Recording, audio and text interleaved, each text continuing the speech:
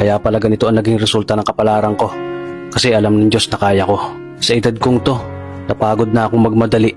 Kaya lahat ng ginagawa ko ngayon, ini-enjoy ko na lang. Siguro sa dami na rin ng aking pinagdaanan, napagtanto ko na ang buhay ay mas malawak at mas mahiwaga pa sa mga problemang dumarating sa buhay natin. Tumatanda na tayo, baka sa kakahabol natin sa masagana at maayos na buhay, ay hindi na natin nai-enjoy ang buhay. Baka nabubuhay na lang tayo dahil nape-pressure tayo sa sasabihin ng ibang tao. Marami na rin akong mga naging maling desisyon sa buhay, pero lahat yun nagsilbing aral sa akin at natuto ako sa mga pagkakamali ko. May mga taong sobra nating mamahalin at bibigyan ng halaga, pero ibabalik lang sa atin ay kabiguan at matinding trauma. Kaya wag nating lilingunin ng mga taong tulad nila dahil mas payapa kapag hindi ka na interesadong malaman pa kung ano pang balita sa kanila. At wag mong idepende ang sarili mo sa kahit kanino.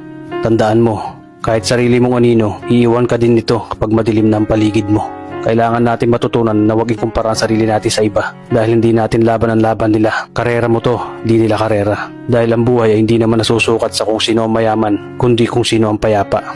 Kaya galingan mo lang palagi tol dahil napakaraming tao mapanghusga, hihilahin ka pababa at lagi mo tong tatandaan.